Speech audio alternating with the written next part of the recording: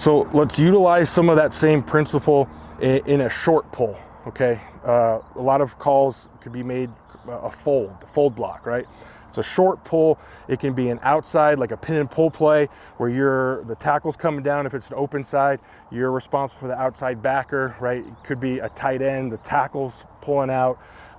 There's also situations where you're the left guard, Andrew, you're the center, where it's an inside fold, where the center is basically blocking back on the shade or the 2-eye, and the guard is folding underneath for an inside backer.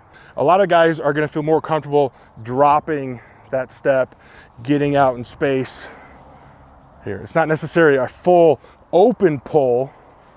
Depending on the play, you could have like a double G play. You run that in college, like G, where maybe guard center, guard are pulling out, right? You might open pull because you might be responsible for the alley player. I'm gonna give you 2 different looks, Andrew. So when you get down in the stance, if you see me on the edge here, you're thinking open and you're turning into like a kick out. Okay, like I'm gonna come up the field, the drill that we just got done doing, you're coming straight ahead, you're doing that same thing where you're running at me, come to balance, you're using your left shoulder, bracing with the right foot. Ready, hit. You're opening, kicking me out. Ready, hit. Good. Much better brace step. Hit. Good. Hit. Good, really good. So now let's work on that log, right? So you go out there, you go, okay, we're to the open side, tackle's blocking down on the 3, he starts to chase the hip. You're going out there thinking, I'm gonna kick him out. You recognize on the fly that he's squeezing down, closing that space.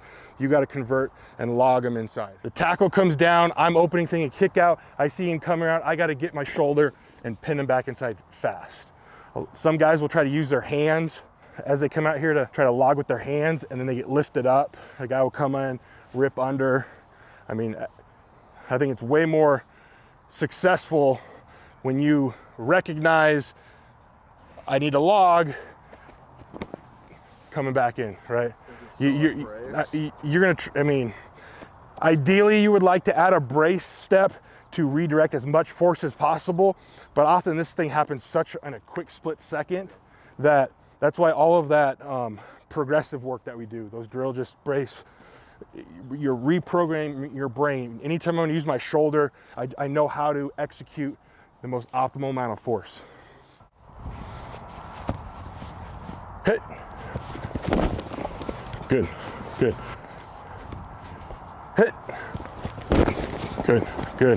Good. Hit. See how you like gathered yourself? It was like you went around and you're like, whew, just get out there, run, stick to them, then add that tempo, okay? Go. Better.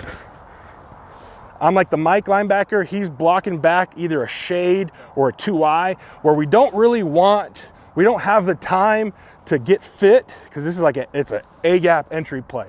We don't have time to stay connected on here and get good movement up to the second level.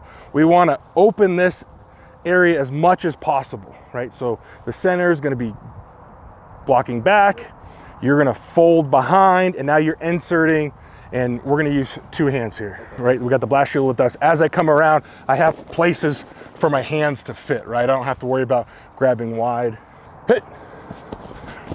Good. Same thing. So come to balance. Hips drive the hands through the man. Don't catch me and then push me. As I'm coming around, I'm sprinting, coming to balance. Here, up through the pad. Because I don't want to become top heavy, because that guy is way more athletic than I am. If I come out here and run here and he moves, I'm getting one of those shove blocks. I don't want that. I want to stick to him, let my running back be able to read my block and cut off me. Go. Good. Go. Good. Go. And so we can do that fold inside, like the Eagles. You watch their game this week, they'll have some fold blocks with Kelsey. They'll block down with the guard. Kelsey will wrap around, insert for that play side linebacker. It's a good change up. A lot of these big defensive tackles, it can be brutal to try to double team them and get adequate movement in the time necessary before that linebacker sees the path of the back. He starts to insert, the guy has to come off. Nothing worse than trying to go on an inside zone type play and you're making contact and the guy, usually the guard responsible for the second level, is like hitting here. He sees he's got to come off now, right?